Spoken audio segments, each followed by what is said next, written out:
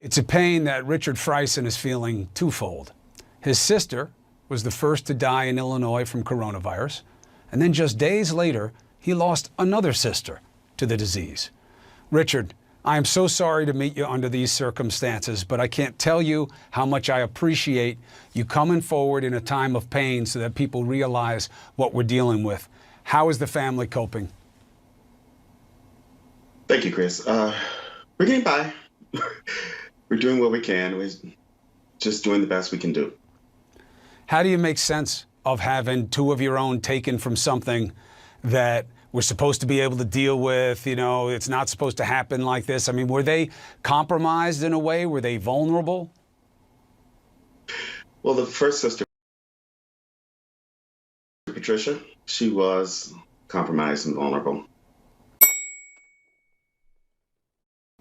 And when she called and told us that she had some breathing issues, it's not something we hadn't heard before. So we didn't really think too much of it, especially not COVID-19, especially since it hadn't been widespread in Illinois at the time. But she was vulnerable, and her death, while tragic, is just devastating for us. Why aren't you crying? On the same day we learned of her death, though, my other sister was checking herself into the ER for a cough that she had. And that one took us by surprise. Don't laugh, it ain't funny. She was a lot healthier, and just didn't expect her to go.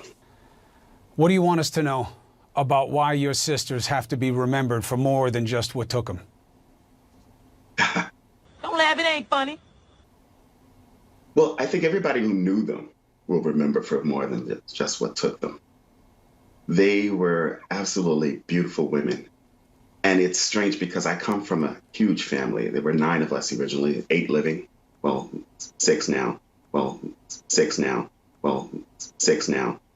What the is happening right now? And we were all extremely close. And although we fought, we got along great as adults. And their presence is just going to be missed so much. Wanda was the party planner. She had so many friends that she just loved to give parties and invite people over to her house. And Patricia loved to go to parties. So we were just wonderful people who just did the best they could in life. You know, one of the things that we all crave when we suffer a loss like this is to come together and to mourn and to remember and appreciate their lives. You're not going to get that chance the way you want it right now. How is that playing on your heart? That's tough. I think that's the toughest part. The toughest part about my sister's death is that they had to die alone in that hospital. And I've heard this from other people. It's just devastating to us that we couldn't go in to see them in their last moments. They weren't afraid of death, but I think just dying alone is the worst thing that could have happened. But not being able to have a funeral for them, we'll have a memorial service when we can all get back together again.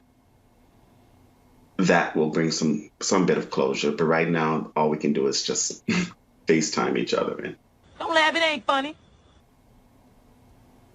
Get hugs over the phone. How you keeping that smile on your face? Because I know that they're in a better place. That's what they believed. And that's what I'm going to choose to believe. I know that they lived a wonderful life, and I had some great memories with them. And I'll always remember them. And there's nothing else we can do but smile right now. I just remember them as wonderful, wonderful people. The lie detector determined that was a lie. They went to church together. Now, hopefully, they're together as well, seeing the fruit of their faith. But what a price to pay for one family. Family. Don't laugh, it ain't funny. And made so much harder by what you see as an inability to be with them. But you know they weren't alone. They had their faith, and they know they had the love of their family.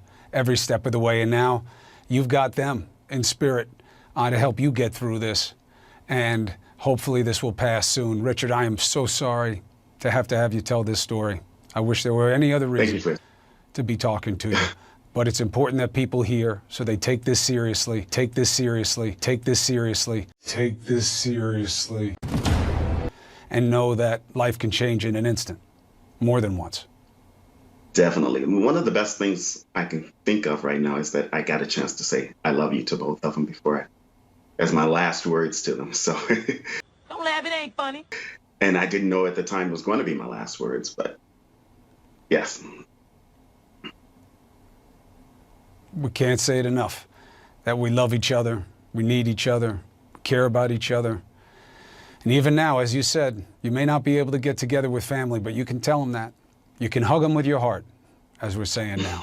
And right now, I'm giving you a hug as hard as I can. And if there's anything that we can do, we're a call away. You know how to get us.